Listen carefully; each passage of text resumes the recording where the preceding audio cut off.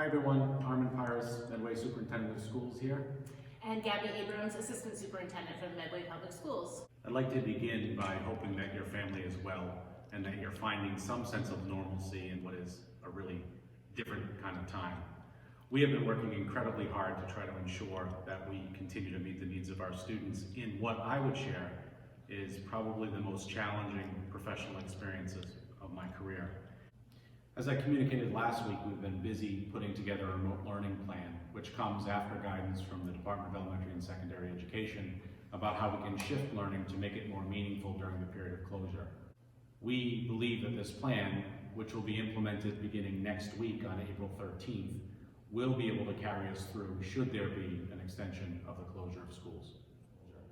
The plan includes three important shifts. The first is that the plan allows for the requirement of students to engage in this academic work, and in addition to that, allows us to provide credit or no credit to students who complete the work. Now, we'll of course be mindful of students who are having challenges with regard to access, but we do want to shift from what is a voluntary activity to one that is required. Additionally, our students with exceptional needs, there's been some important shifts in that area that allow us to provide additional supports for those students to meet with their special educators or their English language educators to ensure that their particular needs are being met. And then finally, we have targeted in our remote learning plan the connection between the activities that are taking place to be roughly half the length of time of a typical school day.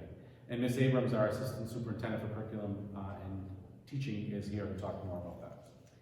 Sure, so tomorrow families will be receiving a very detailed remote learning plan from the school district. It's an extensive document that highlights lots of different elements of the remote learning plan, but what's most important and that we really want to highlight for you right now is that we've really committed and have focused on our anchor values of connection, wellness, and continued learning in this remote learning plan. So how it will look different from your child's current schedule is probably an important question that we should answer for you. So in terms of engaging with educators, where in the optional enhancement and enrichment experiences that we're currently living under, our students are working online, they're doing lots of different experiences that teachers have shared with them, they're working through problems mathematically, they're doing reading entries, they're answering questions, and every once in a while, they'll have an opportunity to connect with an educator to respond to their questions, or educators who are hosting different Zoom sessions to bring the class together. With the remote learning plan starting on Monday, all of our students throughout the district will have scheduled virtual in-person, it's very important for me to say that a couple times because it doesn't sound right coming out, but virtual in-person time with all of their educators every day. So students will have an opportunity to connect with their educators every day. This is an incredibly important part of the plan because we know that the most important person in our child's life when they're in school is their classroom teacher.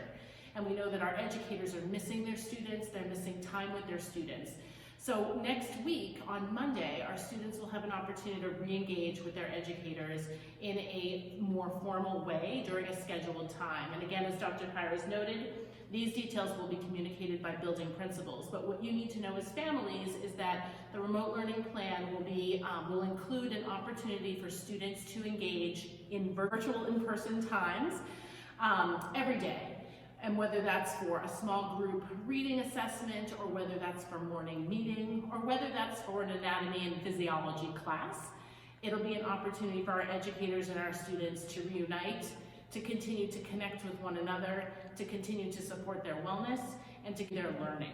Learning will also be able to dive into new content areas, though we're still focusing a lot on making sure that deeper learning is happening with previously learned content. We do now have the opportunity to engage in new content, so you'll be seeing that information as well coming from our educators. Again, that plan will be coming out tomorrow to you. It is incredibly long and very detailed, and we're hoping the table of contents will help you navigate the areas of importance for you. And then following that, you'll receive information from your building principal and most importantly from your classroom teachers. Thank you. I would just add that we have been working incredibly hard to put together a plan that really meets the needs of our students, but we don't expect that we've achieved perfection. During the initial implementation and throughout, I would encourage families to stay connected with building principals and teachers to ask questions and provide feedback so that we can continue to fine-tune this plan and make sure that we're doing our very best to serve our students. There's a couple of other items that I wanted to share. The first is with regards to April vacation.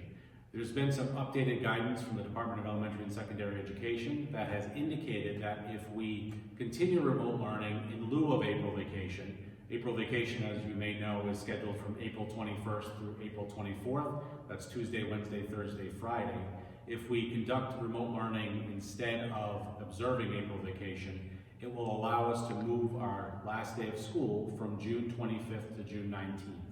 Now, that's a lot of information, and what I really wanted to share was that we'll be putting a survey out to families to respond to get your sense of whether or not we should continue remote learning through April vacation or in lieu of April vacation or observe April vacation.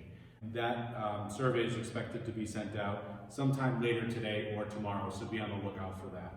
The other area that I wanted to connect with you on today is really about milestone activities.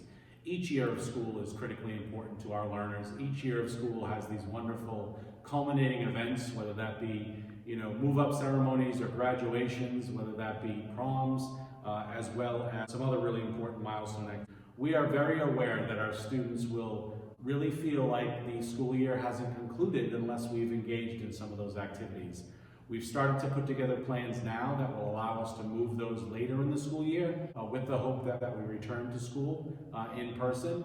And if not, we're committed to try to hold some of those activities even over the summer months so that we ensure that our students feel a sense of closure on this school year and real excitement as we begin next school year, which we certainly hope is much more typical than this one. These are incredibly challenging times. I think for all of us, we really share a sense of appreciation of our school community for being patient and understanding as we all struggle and are challenged by a set of circumstances that no one could have predicted. We hope that your families are and continue to be well as we continue to navigate this really incredibly and challenging time. Thank you so much.